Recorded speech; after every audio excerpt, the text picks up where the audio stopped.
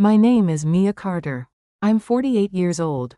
My father built this company. His name is carved in the stone above the elevator.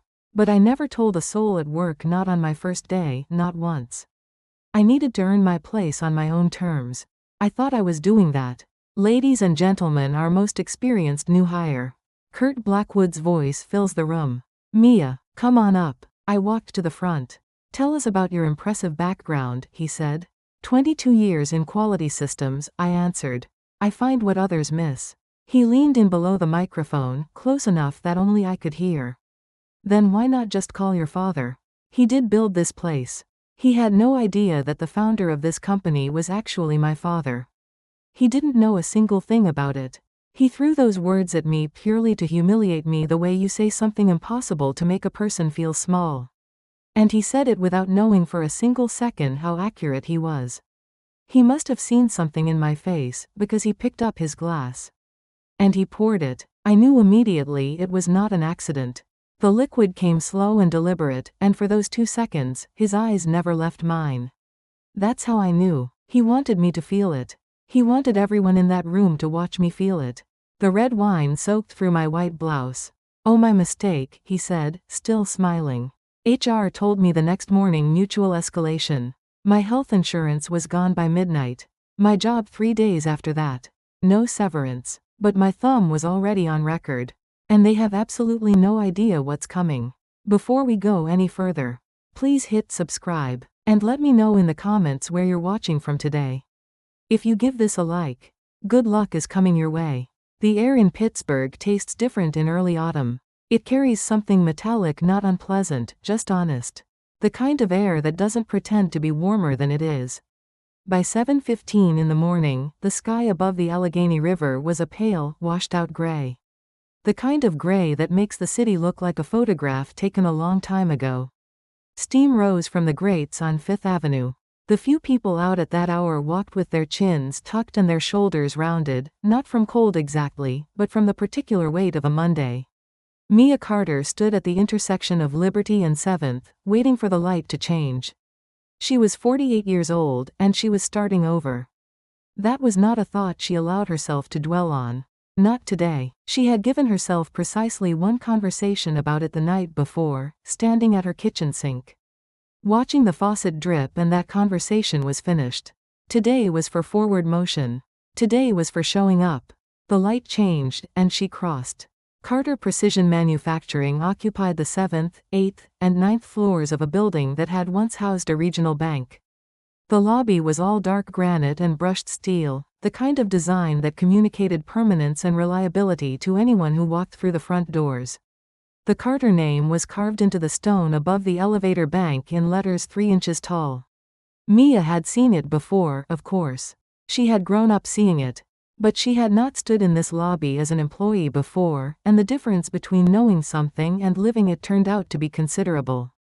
She found the security desk and gave her name. The guard, a heavy-set man in his mid-50s with reading glasses perched at the end of his nose, typed slowly, frowned at his screen. Typed again, and finally slid a laminated badge across the counter without looking up. 6th floor for orientation, he said. Elevators around the left. Thank you, Mia said. The badge had her name, her department, her employee number, and a photograph that made her look slightly startled. She clipped it to the lapel of her blazer. The badge felt heavier than it should have. Or maybe that was just the morning. In the elevator, she opened her bag and checked.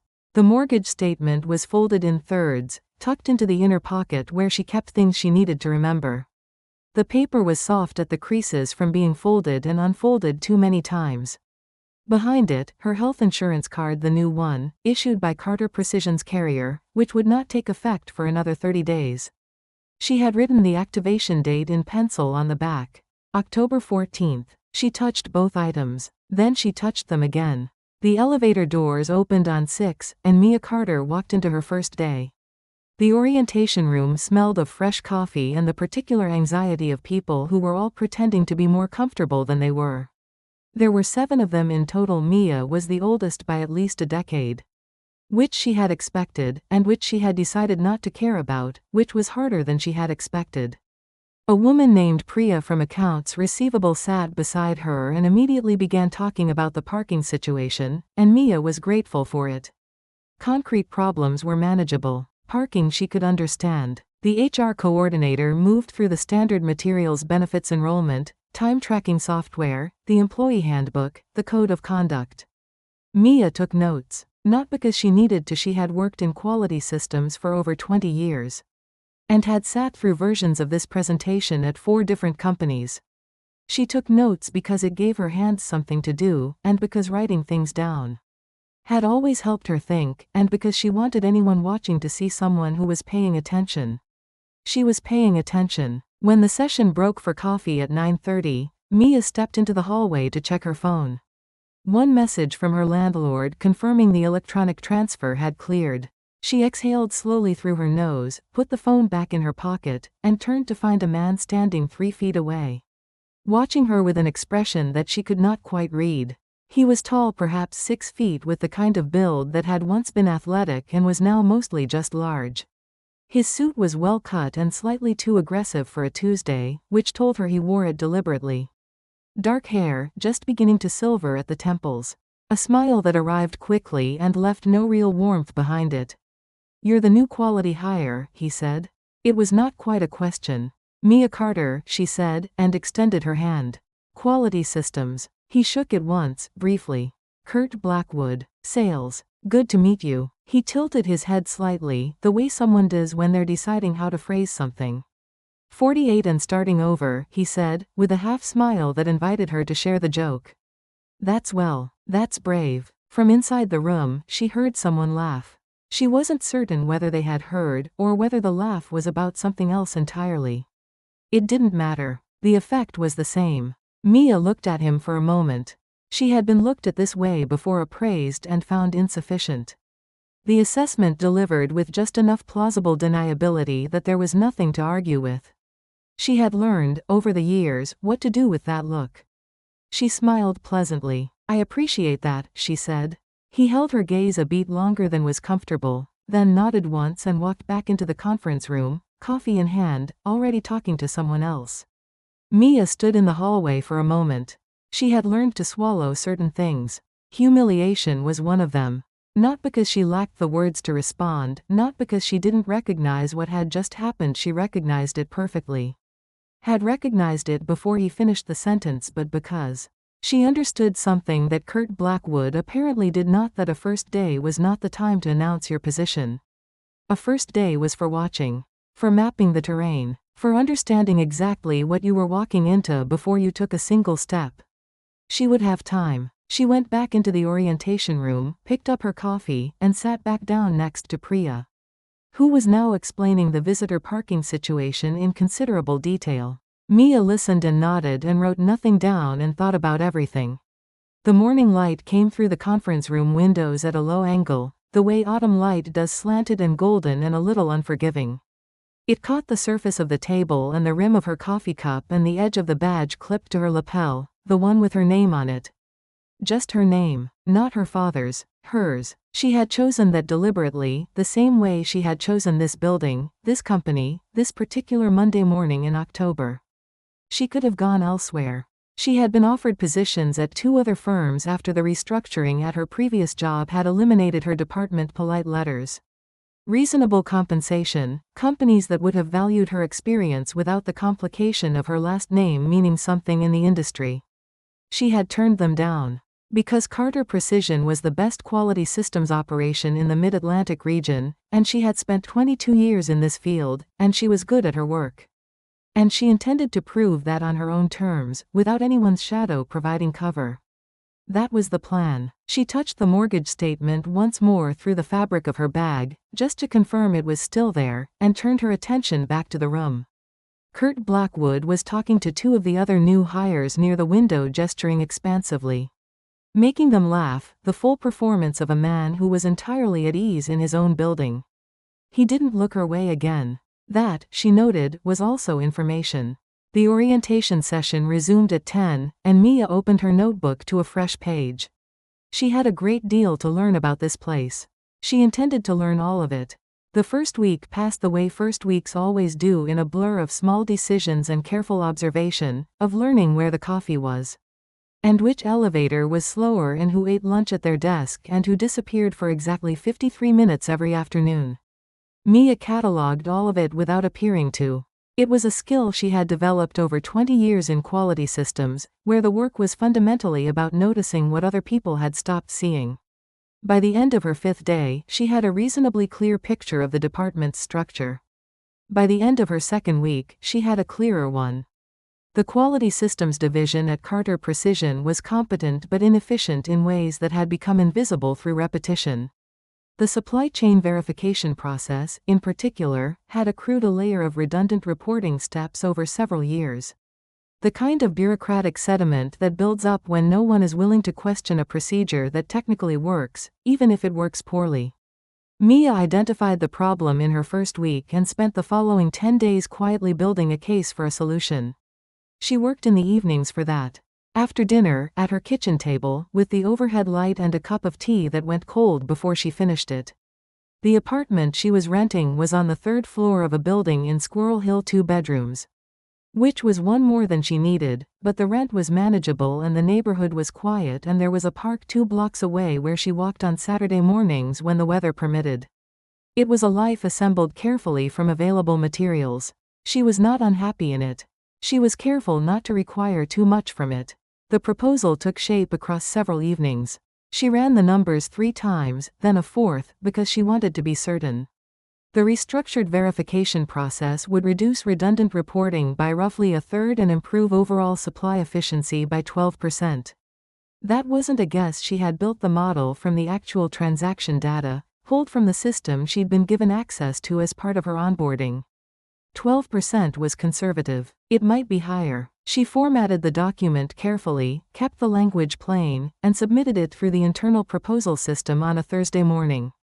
By Friday afternoon, she had received no response. By the following Wednesday, she understood why. She was passing the conference room on the 8th floor, the large one. The one with the glass walls that looked out over the open office, when she saw the presentation on the screen. The slides were unmistakable. The framework, the data structure, the specific phrasing she had used in the executive summary. Even the chart in the 3rd slide, which she had built from scratch, was reproduced without modification. The only thing different was the name in the footer. Kurt Blackwood was presenting to a group of 6 people, 2 of whom she recognized as senior managers. He was explaining the methodology with the ease of someone who had developed it himself. The particular confidence of a person who had never had to defend the underlying work because he had never done it. Mia stood at the glass for a moment. She was aware of the specific quality of the feeling moving through her, not the hot rush of anger, which would have been easier to manage, but something colder and more precise. The feeling of a thing she had suspected being confirmed. The feeling of understanding, clearly and without ambiguity, what kind of place this was. She walked back to her desk. She did not send an email. She did not request a meeting. She opened her current task file and continued her work, and she thought carefully about what she had just learned. And she made certain decisions quietly and without announcement. The reassignments began the following week. It started with a request framed as a request, though it carried the weight of a directive from Linda Moore's office.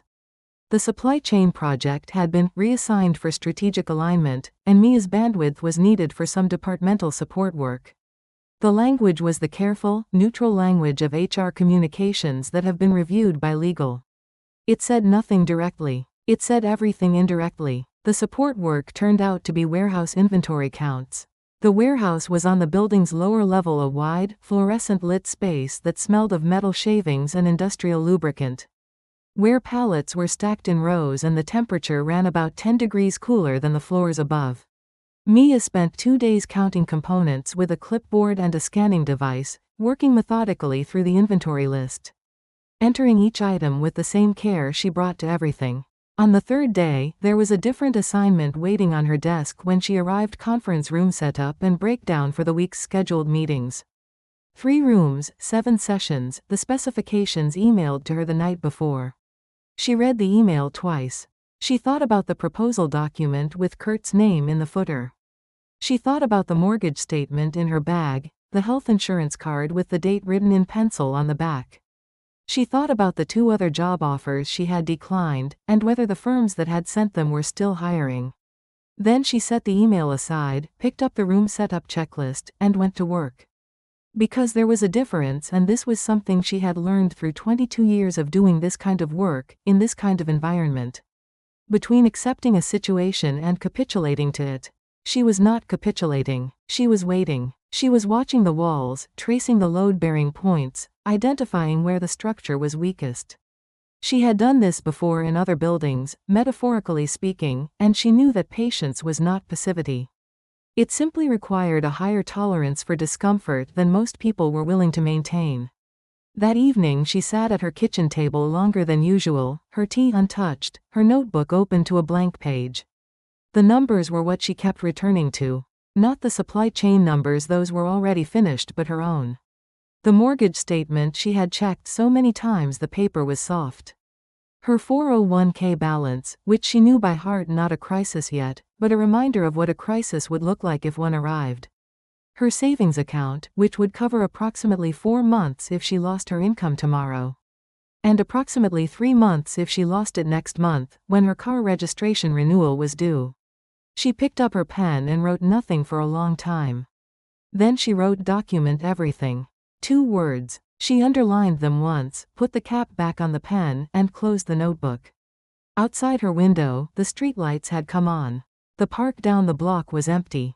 A bus moved slowly along the avenue, its windows lit yellow in the dark.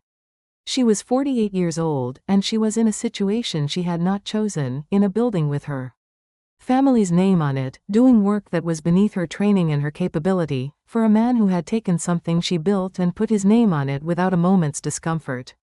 And the system around her, the HR department, the management structure. The careful language of policy was arranged, as such systems often are, to ensure that the person who raised a concern would absorb more cost than the person who caused it. She understood that. She had understood it since the second week. What Kurt Blackwood did not understand, what Linda Moore did not understand, what the system itself did not understand, was that Mia Carter had been studying this kind of structure for 22 years, and she knew exactly where the cracks were. She picked up her phone and noted, for the first time in her contact list, the direct number for the EEOC's Pittsburgh field office. She didn't call it, not yet, but she wrote it down. The company banquet was announced on a Wednesday. A catered event, the email said formal attire encouraged, attendance expected, an opportunity to celebrate the quarter's performance and recognize outstanding contributions across departments. The venue was a private dining room at a hotel 3 blocks from the office. Friday evening, 6:30. Mia read the announcement twice and then filed it without response. She had attended corporate banquets before. She knew their grammar, the way they performed solidarity while reinforcing hierarchy, the way the seating arrangements communicated. Everything the org chart communicated, but with better lighting. She had no expectations for this one, which she recognized, even at the time, as a form of preparation. She wore a white silk blouse and a charcoal blazer. The blouse was the best thing she owned. She had bought it 3 years ago for a conference and had worn it only twice since. It was the kind of garment that made a person feel, briefly, more composed than they actually were. The room was exactly what she had expected. White linen on every table. Crystal chandeliers throwing warm light across the assembled faces of 200 employees arranged by seniority and department. The geography of the room expressing the company's internal logic as clearly as any organizational chart.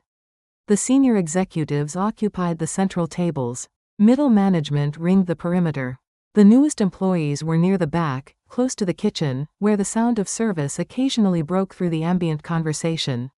Mia sat with 3 people from her department and a woman from legal she had spoken to twice in the hallway. The conversation was pleasant and unmemorable. She ate the salad course and most of the entree and drank 1 glass of white wine very slowly. Kurt Blackwood was at the second table from the center. He had arrived with the easy authority of a man who considered every room he entered to be naturally his. He moved through the cocktail hour with practiced fluency, a hand on the shoulder here, a laugh there. The kind of social performance that reads as warmth from a distance and reveals its mechanics only on closer inspection. He had not acknowledged Mia when she entered, which she took as information. The formal portion of the evening began at 8.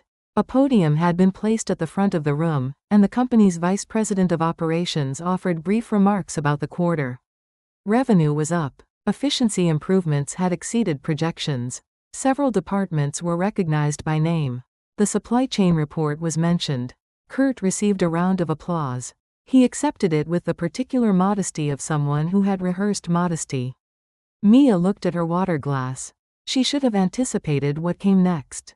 In retrospect, the signs had been present: the way Kurt had positioned himself near the podium after the VP finished, the way the room's energy shifted slightly. When he took hold of the microphone with the ease of someone who had not been asked to do so but understood that no one would stop him. "Before we close out the formal portion of the evening," he said, his voice carrying the room effortlessly, "I want to take a moment to welcome some of our newer team members. We have some real talent joining us this year." He smiled. It was a good smile, technically. "And I think it's important to acknowledge that." A murmur of approval moved through the tables. "In particular," he said, letting the pause land, "I'd like to welcome our most experienced new hire." His eyes found her across the room. "Mia, would you come up here?" The request was phrased as an invitation. It was not an invitation. The social architecture of the moment, 200 faces turning toward her, the expectant silence. The microphone already in his hand made refusal the more conspicuous choice. She understood this in the half-second between hearing her name and rising from her chair. She walked to the front of the room. Her posture was straight. Her face was composed. The heels of her shoes were quiet on the hardwood. Kurt stepped aside generously, gesturing toward the podium with an open hand. "Go ahead," he said. "Tell us about your impressive background." She took the microphone. She spoke briefly and clearly about her experience in quality systems, her work history, her interest in the division's current projects. Her voice was steady. She kept it under 90 seconds. She thanked the company for the opportunity, returned the sentiment about the quarter's performance, and handed the microphone back. The applause was polite. Kurt accepted the microphone back with a smile that had not changed since she'd walked up. He leaned slightly closer, not enough for anyone else to register, but enough that she could hear him without the microphone picking it up. "If you're so confident," he said, his voice low and level, "why don't you call your father?" The words hit the way a certain kind of cold hits, not sharp, but penetrating. She felt them in her sternum. She felt her face remain still because she had trained it to remain still. She held his gaze for exactly 1 second. She said nothing. He raised his wine glass toward the room, a toast, apparently, to the general success of the evening, and then he turned back to her with an expression that was almost pleasant, almost congratulatory, and he poured the glass. The red wine hit her white blouse with a sound she would not be able to describe later. Fabric-absorbing liquid, the physics of it sudden and complete. Cold, and then immediately spreading. The stain bloomed across the silk with the indifference of something irreversible. The gasps came from the surrounding tables in a wave. Someone near the back said something. Someone nearer said nothing at all. At a table to her left, Sam Walker, quiet, methodical Sam, who had been with the company for 6 years and had spent most of those years watching things go unrecorded, stood up. He said Kurt's name once, in the tone of a person who has decided something. Kurt looked at him. Then he picked up a fresh glass of red wine from the nearest table and poured it over Sam's head. The silence that followed was a specific kind of silence, not the silence of a room that hasn't understood what has happened, but the silence of a room that has understood it perfectly and is waiting to see what comes next. Mia Carter's hand was in her blazer pocket. Her phone was in her hand. Her thumb found the side button, and her fingers found the shortcut she had set up 2 weeks ago, not for this exact moment, which she had not imagined, but for a moment like this, which some part of her had known was coming. The recording began. She stood in her ruined blouse, in front of 200 witnesses, and she let the microphone in Kurt's hand pick up whatever he said next.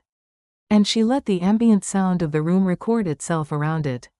And she stood with her back straight and her breathing even, and her thumb pressed lightly against the warm glass of her phone. Her expression showed nothing. That was the thing about having learned to swallow humiliation. It taught you, over time, not how to feel less, but how to feel everything and reveal none of it. Kurt Blackwood had spent 20 years watching people absorb what he delivered and mistake their silence for defeat. He was mistaking it now. He was very wrong about what was happening in this room. Saturday morning came in gray and cold. Mia had not slept well. She had lain on her back in the dark for most of the night with her phone on the nightstand beside her, the recording application open, the audio file backed up in 3 places, her phone, her cloud storage, and a thumb drive she had plugged into her laptop before midnight. She had listened to it once, just after midnight, with her headphones in and the volume low. And what she heard was clear enough that she had no doubt about its utility. That should have made her feel better. It did not make her feel better. She got up at 6 and made coffee and stood at her kitchen window watching the street below. The park was empty. The trees were beginning to turn the sugar maples first, the way they always did, their leaves gone orange at the edges while the center still held green. She had always liked this particular stage of autumn. The transition, the moment before the full change. She drank her coffee and thought about Kurt's face in the moment before he poured the glass, the specific quality of his smile. The way it was calibrated to communicate both playfulness and absolute certainty that nothing he was doing would have consequences. She had met men like that before. She had worked for a version of one, years ago, at a company in Cleveland that no longer existed for largely unrelated reasons. She knew the shape of the confidence. She rinsed her cup and put it in the rack and went to check her work email. The message was from Linda Moore's assistant. It was timestamped at 7:48 p.m. the previous evening, which meant it had been sent while people were still finishing their desserts at the banquet. The efficiency of it was almost impressive. Ms. Carter, please be advised that due to the events of this evening, you are requested to report to Conference Room B on Monday morning at 9:00 a.m. for a meeting with our. In the interim, please be aware that you are on administrative leave, effective immediately. Access to company systems has been temporarily suspended pending review of the incident. She read it twice. She set her phone face down on the table. She picked it up again and forwarded the email to her personal account. Then she screenshotted it, saved the screenshot, and forwarded that as well. Then she sat down at the kitchen table without the coffee she had meant to pour. Administrative leave. That meant no access to the building. No access to the systems she needed to do her job. No contact with colleagues. Presumably the language was careful enough to leave that technically unspecified while making the intent clear. She was being placed in suspension for the offense of having wine poured on her at a company event. She understood the mechanism. She had seen it operate before, at a different company, in a different city, applied to a different person. The strategy was straightforward: move quickly, establish the narrative of mutual culpability before any single account had time to solidify, create a formal record that made the company the reasonable party. Managing a regrettable situation rather than the institution that had failed to prevent an assault. She was not naive about what Monday morning's meeting was for. Still, knowing the mechanism and sitting inside it were different experiences. Conference Room B on Monday was everything she had expected it to be and worse. Linda Moore arrived precisely on time, which was itself a message, neither early enough to suggest warmth nor late enough to suggest carelessness. She wore a navy suit and an expression of practiced neutrality that Mia recognized as the professional equivalent of a closed door. A man from legal sat beside her, a notepad open in front of him, his pen already uncapped. The room was on the building's interior side, windowless, lit by recessed fluorescents that gave everything a faintly institutional quality. A carafe of water sat in the center of the table.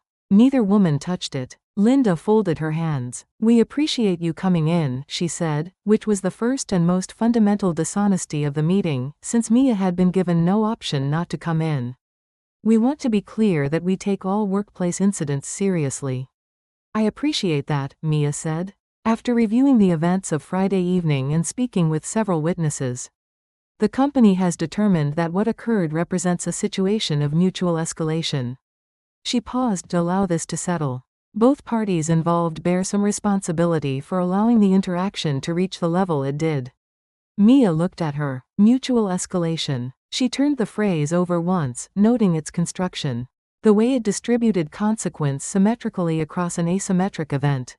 The way it transformed a man who had poured wine on 2 employees into one half of a shared misunderstanding. I have an audio recording of the incident, Mia said. Something moved across Linda's expression, not surprise. Exactly, more the slight recalibration of a person who had anticipated this possibility and had prepared for it. Any such materials would be subject to review as part of our internal investigation, she said. We ask that you submit them through the proper channels. Of course, Mia said. Given the circumstances, your administrative leave will continue pending the conclusion of that investigation. Linda's voice remained level throughout. It was a professionally remarkable performance. Mia thought the delivery of an outcome this unjust in a tone this reasonable. We want to ensure a thorough process. Mia nodded once. She drove home through a city that looked the same as it always did, the same streets, the same bridges, the same metallic autumn sky, and she sat in her parked car for a moment before going inside, her hands still on the wheel, the engine ticking as it cooled. The email arrived that evening. She almost missed it. It came in at 11:43 p.m., from an automated sender. She didn't immediately recognize an administrative address from the benefits administration system. She had been lying in bed reading, and she nearly set the phone down without opening it. The subject line read "Important notice regarding your coverage." She opened it. Dear Ms. Carter, please be advised that per the terms of your employment agreement, health benefits coverage is contingent on active employment status. Effective immediately, your coverage has been terminated pending the resolution of your current employment status. If you have questions about your options under COBRA continuation coverage, please contact. She stopped reading. She put the phone face down on the bed. She lay there in the dark for a long time, looking at the ceiling. October 14th. That was the date she had written in pencil on the back of her insurance card, the date her coverage was supposed to activate. She had been on administrative leave since Saturday. The card with the penciled date was in her bag, downstairs, in the inner pocket, where she kept things she needed to remember, next to the mortgage statement folded soft at the creases. She was 48 years old, and her health insurance had just been terminated. And she had not raised her voice at any point in the past 72 hours, and she had done everything correctly, and none of that had mattered at all. She lay there until the ceiling stopped being just a ceiling and became the specific architecture of the situation she was in, the HR machine running its protocol, the legal language doing its work, the system operating with the smooth, impersonal efficiency of a system that had been designed to protect itself. She thought about calling someone. Her friend Janet, in Columbus, who had been through her own version of something like this 6 years ago and had come out the other side, altered in ways she didn't fully talk about. Her brother in Seattle, who would be sympathetic and helpless in equal measure. Her father, whose name was on the building she was no longer permitted to enter. She didn't call anyone. She lay still and she let herself feel the full weight of the thing, not around it, not ahead of it to the resolution, not back through it to the injustice, but the thing itself, in this moment, in this room. The heaviness of it, the specific indignity of having been treated this way and then been informed, in writing, that the treatment was her own partial responsibility. She let herself feel it, because she had learned that the only productive relationship with this kind of pain was to look at it directly rather than around it. And then, once she had looked at it once, she had sat with the full weight of the situation, and allowed it to be as bad as it actually was. She picked up her phone again. She navigated to the EEOC contact she had saved 3 weeks ago. She stared at the number for a long time. Then she opened her notes and began writing down the sequence of events, in order, in plain language, starting from the first day. Friends, thank you for staying with us through the first half of Mia's story. We've watched her walk into that lobby on her first morning, carrying nothing but her own name and the quiet determination to prove what she was worth. We've seen her work stolen, her contributions erased, and her silence mistaken for weakness by people who didn't understand what they were looking at. And we've sat with her in that dark apartment, at 11:43 at night, when a cold, automated email told her that the last safety net she had, her health coverage, was gone. That's a particular kind of darkness. The kind that arrives not with a dramatic confrontation, but with the quiet, impersonal efficiency of a system doing exactly what it was designed to do. But Mia Carter is still sitting at that kitchen table, writing things down.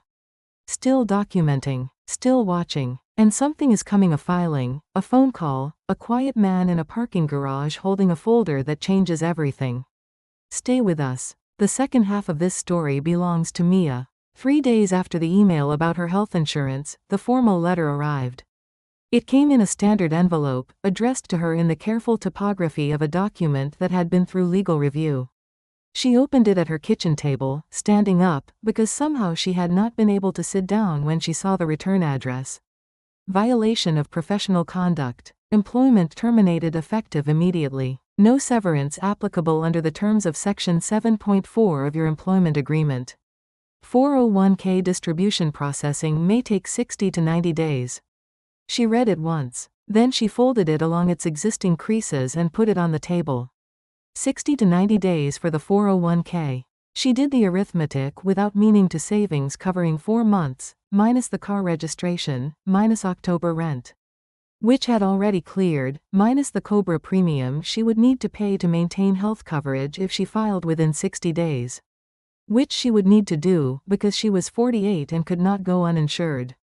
3 months, maybe 3.5. She went for a walk. The park was cold and nearly empty. She walked the perimeter path twice, her hands in her coat pockets, her breath visible in the air. The sugar maples had finished their transition, now fully orange, fully committed to the change. One good wind would start bringing them down.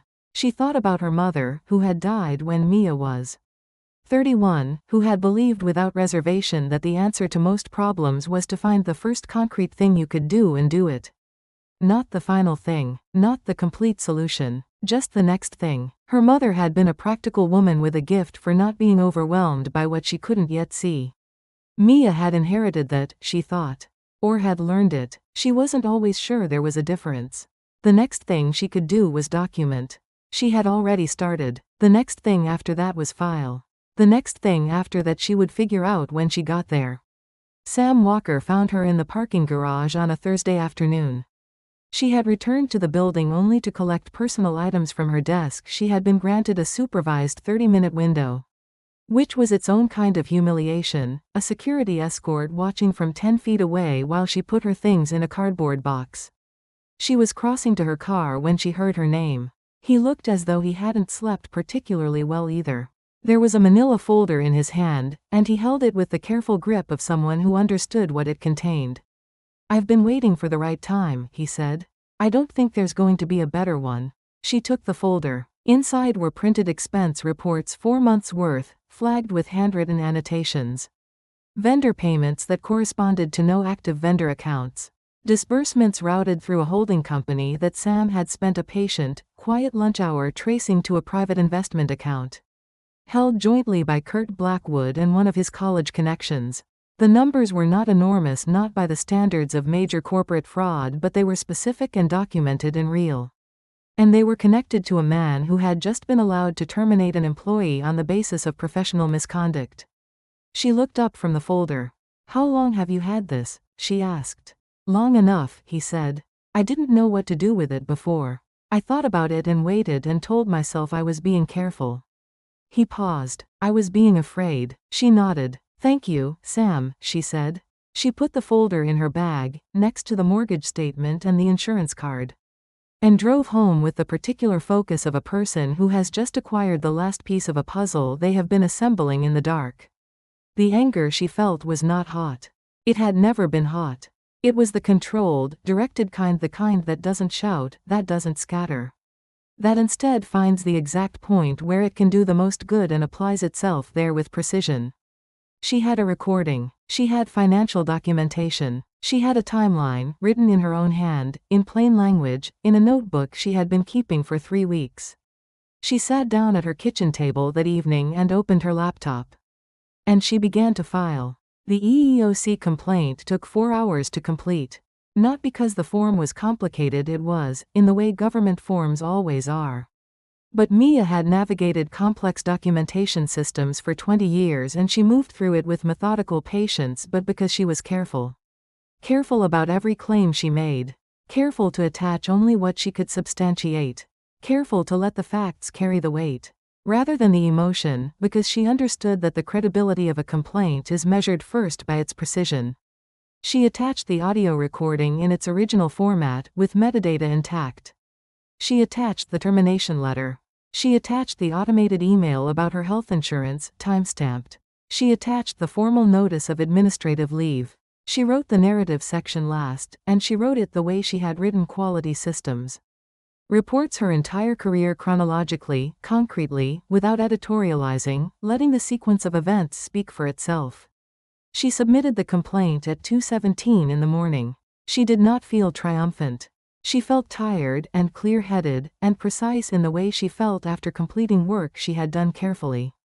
She closed her laptop and went to bed and slept for the first time in several days without lying awake measuring the ceiling. The acknowledgement arrived within 48 hours, a standard automated response confirming receipt of the complaint and case number assignment.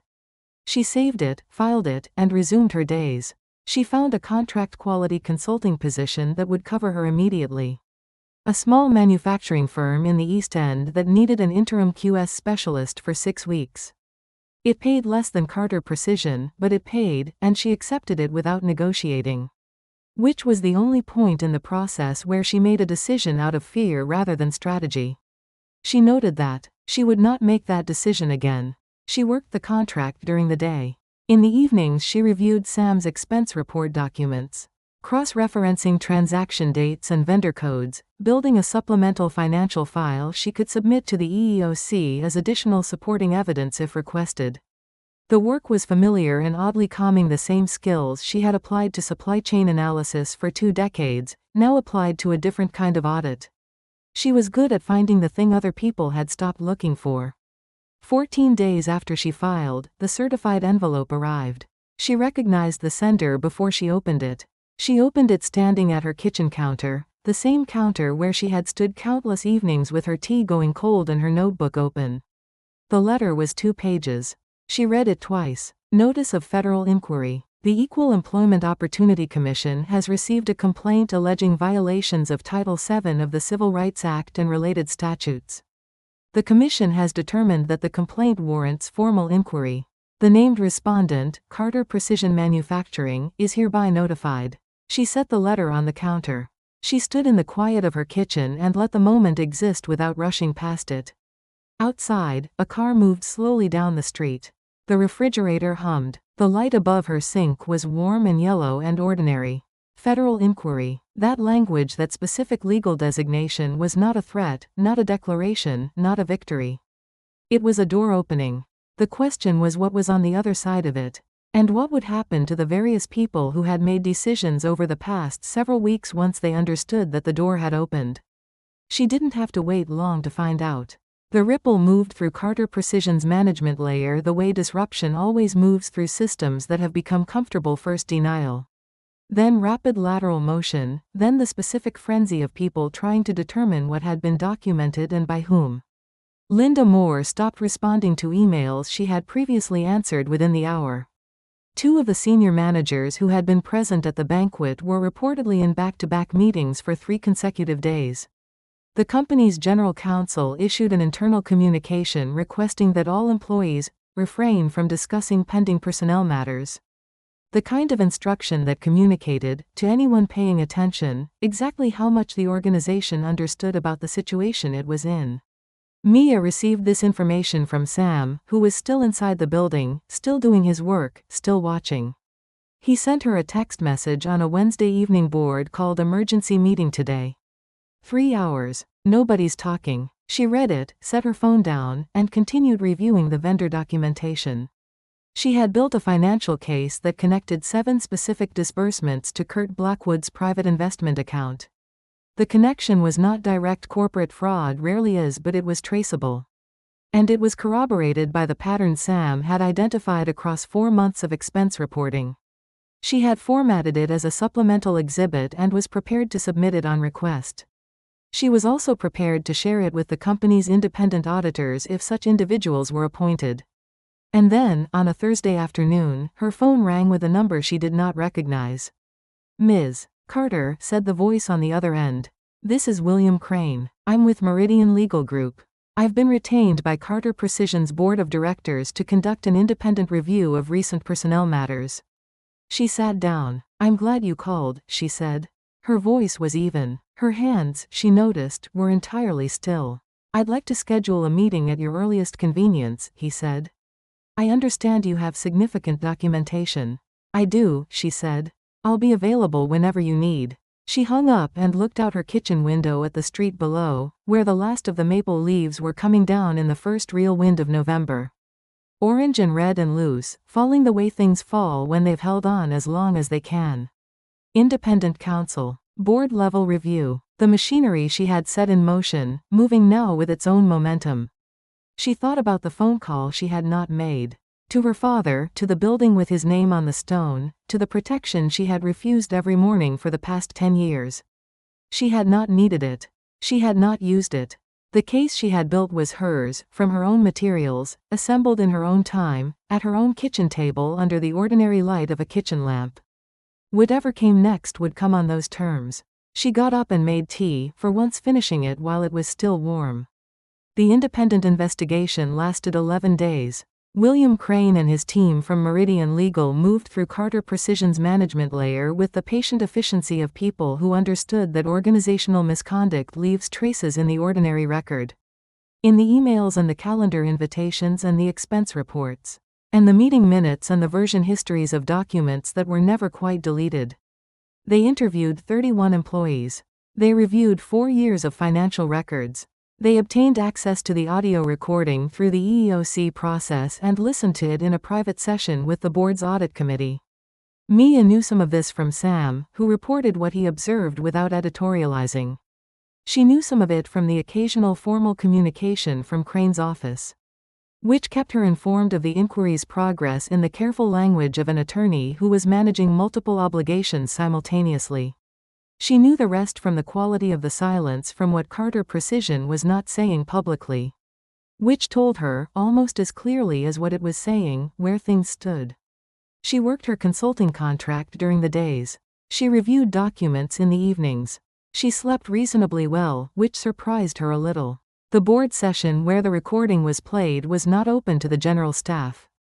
Sam described it afterward, briefly, in a text sent late on a Tuesday night. They played the whole thing. Full room. Nobody moved. The sound of wine hitting fabric in a formal dining room. The sound of laughter, and then the absence of it. 200 witnesses who had made various calculations in the moment about safety, about risk, about what they had actually seen. And what it was prudent to say they had seen, and who were now, in the compressed and clarifying light of a federal inquiry, revising those calculations. Linda Moore's emails had surfaced in the document review. Crane's team had obtained the full exchange between her office and Kurt's in the 48 hours following the banquet, the choreography of the administrative leave decision, the insurance termination, the termination letter. The careful orchestration of a response designed to move faster than any complaint could. There was nothing in the emails that was explicitly illegal. But there was, in the sequence of them, a pattern so legible and so deliberate that its implications required no interpretation. Linda had not responded to the investigator's final interview request without legal counsel. That, too, was information. Ray Carter returned from his third overseas trip of the quarter on a Thursday morning. He had been in Singapore and then Frankfurt and then briefly in London, managing a consortium of contracts that represented, collectively, approximately 30% of Carter Precision's annual revenue. His assistant had forwarded him the relevant communications during the trip: the EEOC notice, the board resolution authorizing independent counsel, the preliminary findings summary that Crane had circulated to audit committee members. He had read them in hotel rooms and departure lounges. And once on a transatlantic flight at 35,000 feet, sitting in the dark with the cabin lights dimmed around him. He had not contacted Mia directly. She had not contacted him. The investigation was ongoing, and they both understood, without discussing it, that any communication between them during that period would complicate the proceedings in ways neither of them needed. That understanding the ability to recognize what a situation required and behave accordingly, even when the personal cost was real, was one of the few things Mia felt certain they had in common. He convened an emergency board session the morning after his return. The session lasted 4.5 hours. At 3:15 that afternoon, Ray Carter took the podium at a brief press briefing in Carter Precision's first-floor conference room, which had been set with the subdued formality of an announcement that had been carefully prepared. He was 72 years old and he looked it, in the way people who have built things from nothing sometimes do. The weight of it in his posture, the particular quality of attention in his eyes. He stood at the podium without notes. After a thorough independent review conducted by outside counsel, he said, "It has been determined that Kurt Blackwood engaged in conduct inconsistent with our company's values and in violation of federal employment law. His employment is terminated, effective immediately." He paused. Additionally, the review identified significant financial irregularities in expense reporting that are now subject to further legal review. Another pause. "The company takes full responsibility for the failures in our HR processes that allowed these situations to persist and escalate." HR Director Linda Moore has submitted her resignation, which has been accepted. A murmur moved through the small assembled group of board members and senior staff. "No executive authority," Ray said, and his voice was quieter now, "overrides a federal review process. And no institutional reputation is worth protecting at the cost of the people this company is supposed to serve." He stepped back from the podium. Mia received the call from William Crane at 4:47 that same afternoon. She was sitting at her kitchen table, which was where she had been sitting for most of the important moments of the past several weeks. The consultant work was finished for the day. A cup of tea, still warm this time, was in her hand. "Ms. Carter," Crane said, "I want to inform you that the investigation has concluded. Carter Precision's board has asked me to extend a formal offer of reinstatement to your quality systems specialist position, with full back pay for the period of your absence." She was quiet for a moment. "There will also be a formal written apology from the company," he continued. "And the board is prepared to discuss compensation for documented costs incurred, the COBRA premiums, any professional disruption as part of a settlement discussion." "I appreciate that," Mia said. "Do you need time to consider?" She looked out her window. The last of the leaves were gone now, the maples bare against a November sky that was the particular pale gray of a city getting ready for winter. The park was empty except for two people walking a dog along the path she had walked herself, many times, in the past several weeks. "I'd like to review the formal offer in writing," she said. "And I'll need to discuss the terms of my return, the scope of my role, the reporting structure." "Of course. I'll be in touch by end of week," she said. She set the phone on the table. The tea was still warm. She finished it. She took 4 days. Not because she was undecided, she had known her answer within an hour of Crane's call, recognized it the way she recognized quality work, by its lack of ambiguity. But because 4 days was the appropriate amount of time to review the offer thoroughly, to read the formal apology language with care, to consult once with an employment attorney she found through a colleague's referral, and to understand precisely what she was agreeing to and precisely what she was not. The attorney, a small, brisk woman named Patricia Walcott, who had been practicing employment law in Pittsburgh for 21 years, read the offer in 20 minutes, asked 6 questions, and recommended 3 modifications. Mia noted all 3, found them reasonable, and submitted them through Crane's office by Thursday morning. Carter Precision accepted all 3 modifications by Thursday afternoon. That was, in its own way, its own answer. She returned on a Monday. The lobby looked the same. The dark granite, the brushed steel, the Carter name carved above the elevator bank in 3-inch letters. The guard at the security desk looked up when she entered. And this time he found her in the system immediately and handed her a new badge, same photograph, same name, updated access level without being asked. "Welcome back, Ms. Carter," he said. "Thank you," she said. The elevator ride to the 8th floor was quiet. She watched the numbers change. The doors opened, and she walked into a department that was, in several important ways, not the same department she had left.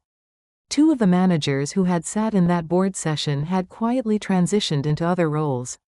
The open office had a different quality of silence, not the silence of a room performing normalcy, but the silence of a room recalibrating. Sam was at his desk.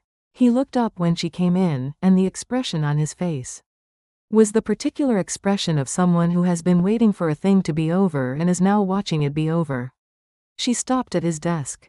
She didn't say much. There wasn't much to say that hadn't already been said in a parking garage 2 months earlier.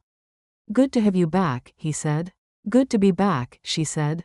She meant it. The formal apology was delivered in writing, on company letterhead, signed by Ray Carter in the capacity of CEO.